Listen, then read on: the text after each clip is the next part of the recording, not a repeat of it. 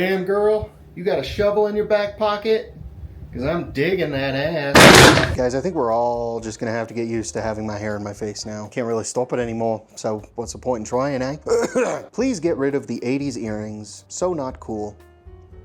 First of all, these are the Millennium Rod from Yu-Gi-Oh! That's a 2000s thing, you uncultured chimp. Second, I appreciate the feedback, but I don't wear what I wear just so other people think I'm cool. That's fine if you're that superficial, but that's not really my thing. Anywhooser, on to today's video. The Les Paul is my mistress. That should be no secret at this point. At a young age, the Les Paul groomed me like a priest, seducing me with its curvy body, sizzling pickups, and bold open book headstock. And once I got too close, it sunk its fangs into me, its venom altering my brain chemistry, forever turning me into its little love slave. And despite bankruptcy, evil corporate shenanigans, lackluster quality control, rampant price gouging, hilariously predatory levels of litigiousness, and a fan base more toxic than a Taco Bell bathroom, that love has never faltered. I have been whipped by these guitars since I was a kid.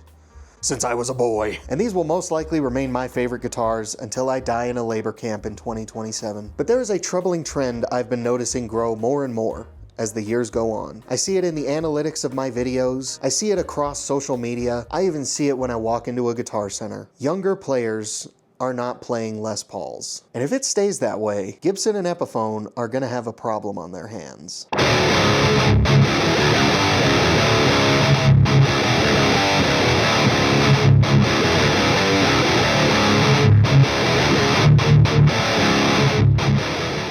What is up, all you crusty, crunkled crackers?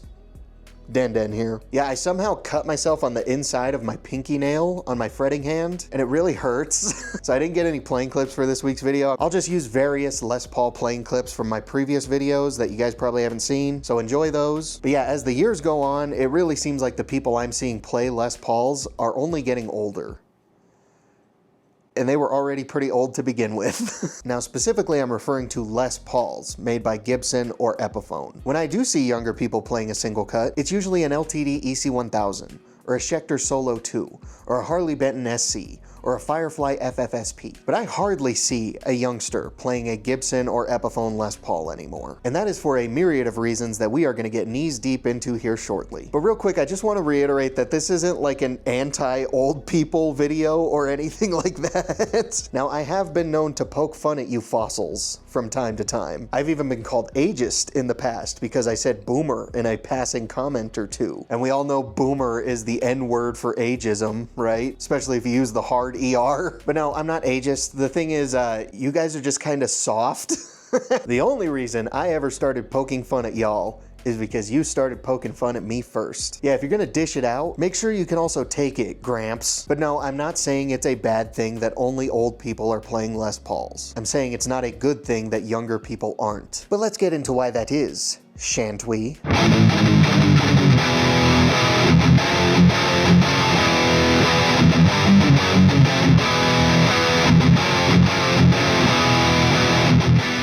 For starters, Gibson and Epiphone aren't really trying to sell their guitars to a younger audience. Ever since JC and Caesar took over the company, Gibson has mostly focused on selling to the older and, more importantly, richer crowd. Gone are the days of the Gibson Les Paul being the American workhorse for real musicians. No, Gibson wants to be a luxury brand now. They want their guitars to be a status symbol for celebrities and trust fund babies and lawyers. The cheapest Les Paul that Gibson is currently making these days is the $1,400 Studio Modern Lite. And it's like you can see how little effort they put into making these. It looks like a starter guitar that you'd find at Walmart. So that brings us to Epiphone, who used to be Gibson's budget brand. But now Epiphone's job is to fill in the gap that was left when Gibson started trying to become a luxury brand. So the only Epiphones you ever hear about nowadays are at least $700. And they can go all the way up to $1,700. Now that's what I call late stage capitalism. Now Epiphone does have budget Les Pauls starting as low as $200. But again, you can tell that they put next to no effort into these budget models. The first 3 tiers of budget Epiphone Les Pauls only come in black, cherry sunburst, and tobacco burst. And to be honest, they all look like the exact same guitar. If you want a different color, then the next cheapest cheapest option is the Epiphone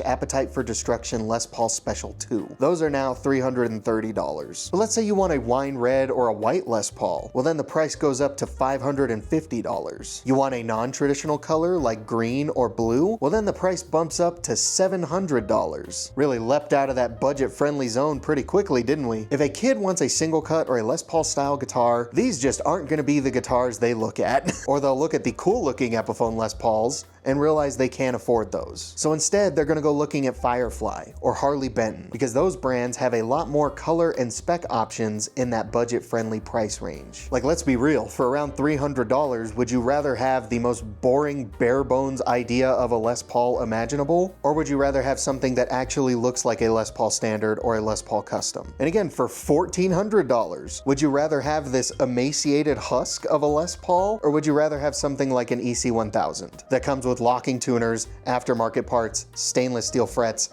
and a nice finish? One of the reasons Squier does so well with younger players is because they're advertised to them for starters, and also Squiers look exactly like Fenders. Like, there's no visual artificial product differentiation besides the logo on the headstock. I mean, Squiers also play just as good as Fenders, but we're not here to talk shit about Fender. And I know some goon is gonna say some goofy shit like, well, those cheaper guitars are made using child or slave labor, dude. That's always their weak attempt at trying to justify Gibson and Epiphone's insane pricing. And I just think it is hilarious to unironically say that when you have an iPhone in your pocket. Hell, you probably typed that comment on that iPhone. So not only does Gibson and Epiphone not make or price their guitars towards younger players, but also younger players aren't seeing their guitar heroes play Les Pauls anymore either.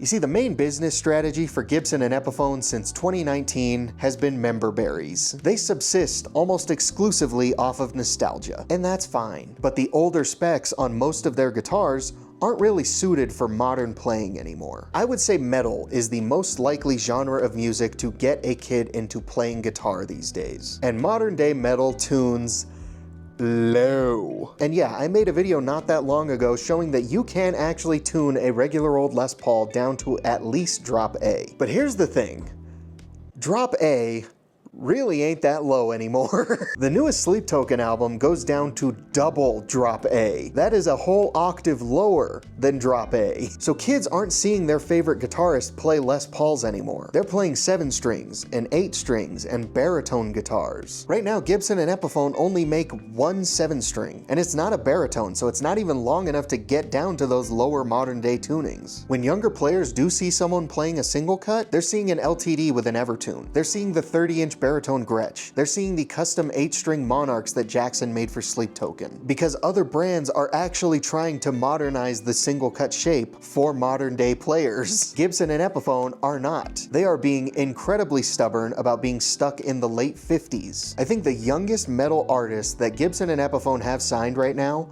is Matt Hafey. And calling him and Trivium a modern metal band is a bit of a reach. So not only are kids not being sold Les Pauls, but they're also not being inspired to want one either, because they're not seeing their favorite guitarist use one.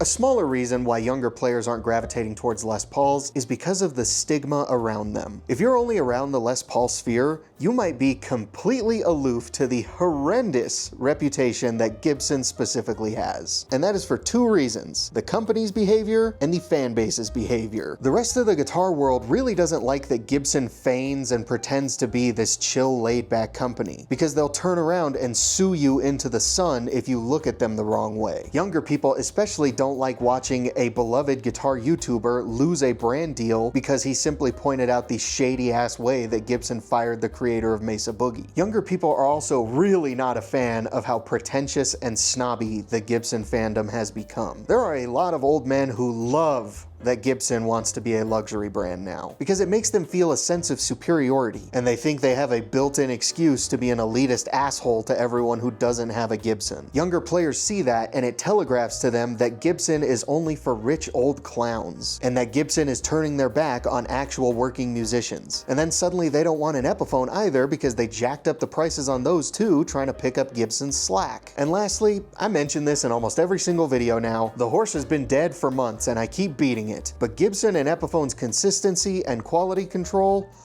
sucks, especially compared to the likes of PRS, LTD, Schecter, and many other contemporary brands. Hell, I always get comments that Harley Benton and Firefly have better quality control than Gibson and Epiphone. And I've played some Fireflies before. They're not exactly wrong.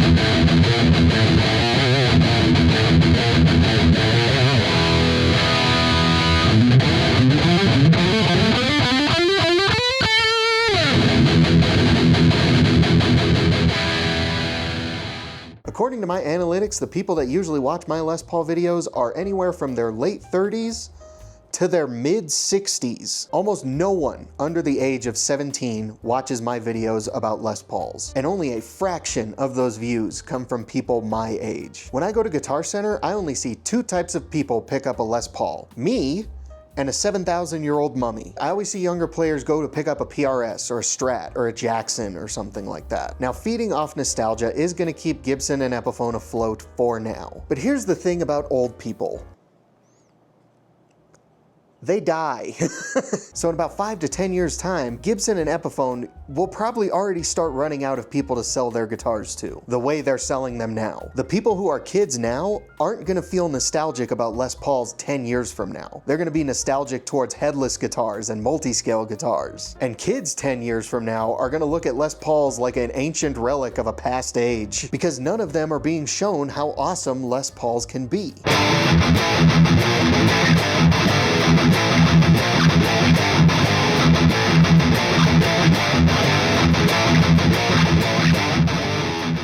Now, how does this get fixed? I've been bitching this whole time. How do we fix this? Well, if you ask me, I think Gibson and Epiphone should stop spending so much time trying to be a luxury brand and huffing nostalgia. And I think they should start picking up and signing on younger modern metal artists, or just younger modern artists in general. Give them a signature Les Paul that has all the specs that they need to play modern day music. Hell, they don't even have to be signatures. Just make more Les Pauls that actually have modern day specs. Make like 27, 28, 30-inch baritone Les Pauls. Make an 8-string Les Paul. Make a Les Paul with an Evertune. They're so late to this party that everyone else already knows what to do and what modern players want. So just do a Uno reverse card and copy them for once.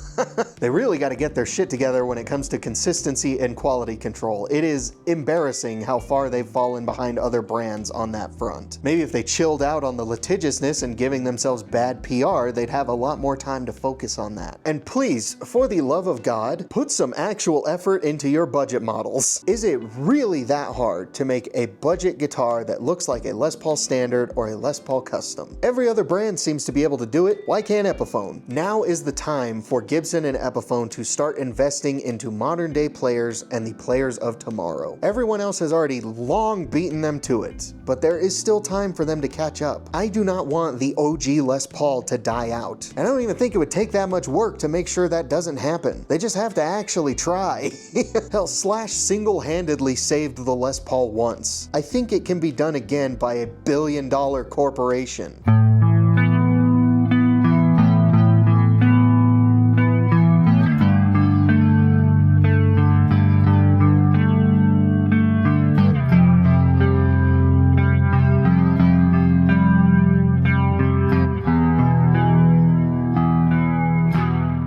But I think that is going to wrap up today's video. Thank you guys so much for watching, especially if you made it this far. I really hope you guys enjoyed. As always, make sure you go down there and leave a comment. I love to hear what you guys have to say. Share the video around, spank that like button on its slutty little bottom. And if you regularly watch my videos and you haven't already subscribed, then I'll kill the Les Paul myself. I'll do it with my bare ass. I'll do it in front of your family. I'll traumatize everyone. They'll live with that memory. Is that what you want? Real quick, I just want to give a big shout out and a thank you to Cosmic Steez, A Horse Running, Solar Flare, Suno Verma, Rob Heath, Bad Joe Guitars, Brandon's Ballison Corner, Bandage Knives, Jan Chocolate, Leagues Beneath, and Scott Toman. These cuties are my current channel members and their support really does mean a lot. If you want to join them, get a shout out in my longer videos, get access to the members only videos, and just help support this channel in a bigger way, then you can go down there, click the join button. Tiers start as low as 3 schleemies. There's also the super thanks button down there if you just want to give me some money, but I'm done being a tool. Thank you guys once again so much for watching. I'll see y'all next time. Sayonara!